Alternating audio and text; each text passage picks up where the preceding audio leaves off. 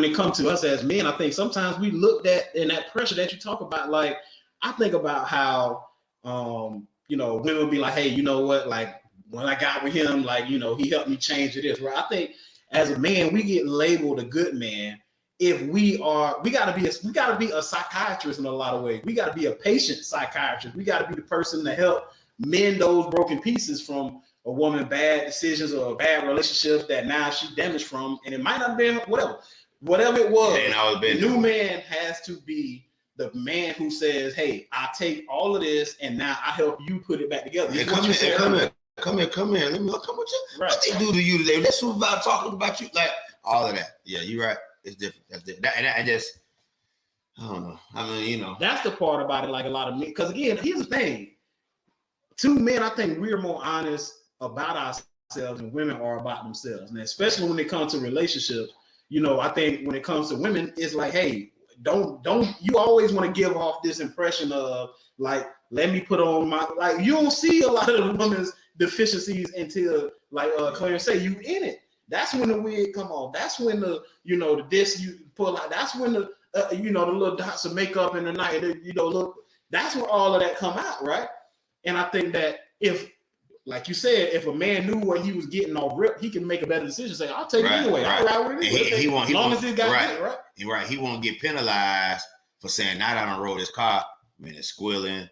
Man, I see this dashboard. I ain't get to see this early. Like, you know what I mean? The light on all the time. Like, like it's check engine. Like it's a lot to deal with.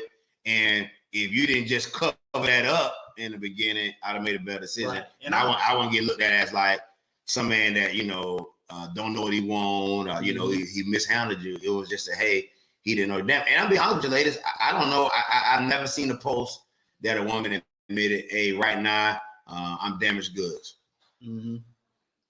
I'm damaged goods. That's not. I'm damaged goods. Clickbait. When you hear preachers, and as a pastor, here's what most women hate to hear a pastor tell them: work on you. I'm tired of working on me. Well, right. And what am I gonna say? Right. You know what I mean?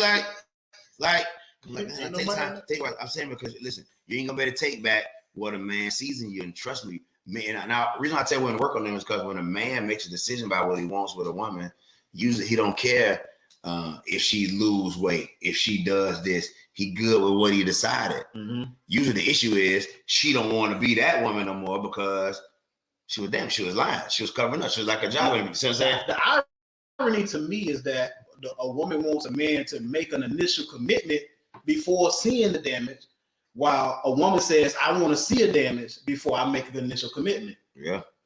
That's the problem. It's two sides. Like you said, a double standard. A woman say, hey, don't look at this and think less. Don't judge me because of my children. Right. So what? I got 6 baby daddies. But make an initial commitment to love me, respect me, to treat me right, to make sure, like off rip, respect me and commit to me and provide for me. And yes, you paying for the first date. You asked me out, like all of that. Right. But at the same time, I want to see all of your damage, man. Show me. Don't show me the. Don't lie to me. Tell me. Right.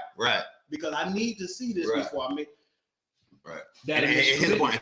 To me, that's what shows it's damaging, because you're not open. You want open, but you're not. You want my resume. You want my blue book, Keller Blue Book value. You want to see how many owners and buyers I had. You want my paperwork. Mm-hmm.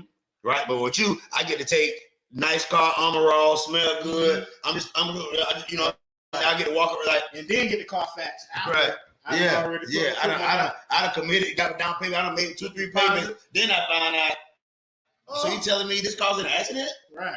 Total? And the frame. So the frame just. So that little part out here with the air blowing, that's never gonna get fixed, because all my doors closed, windows up, something wrong. Mm-hmm. I didn't know this in the car because you were playing music so loud. Like, it's so many things I seen to manipulate a situation. I'm just saying, ladies, if you are damaged out there today, this is just me. I mean, number one, I think you ought to go to the ultimate mechanic, which is God. I think he can only hear you until you can learn how to love yourself. Once you start, and I'm not talking about loving yourself for who you are, loving yourself from the healer you become. A lot of people say, I love who I am no matter what I get into. That's cool, but you're still not being the best version of you. You still can get better tires and a better outlook and a better attitude, because I always say this, that, hey, when you meet someone, you don't always get that second and third chance. And then you go to treating God bad. You treat life bad, like somebody has, taking your moment from you, but you had moments that when you were sitting around thinking you was all that. That's crazy to me. Yeah. As many women in the world, many things you see online, women say, I'm a 10. Girl, you are 2.5. You're 2.5. Yeah, keep that down, man. Yeah, so I'm just saying, and man, operation, man. Go pick up. Hey, Clarence, Duncan, Jeff, what's going on? Go get your game operation, man. Get these females right here. Got you shaking, cuz. Right And you better not miss. I love you. I love you. Nah, see what I'm talking about? Love, see if you know love ain't supposed to hurt. Yeah. Love it, yeah, right. So, but anyway.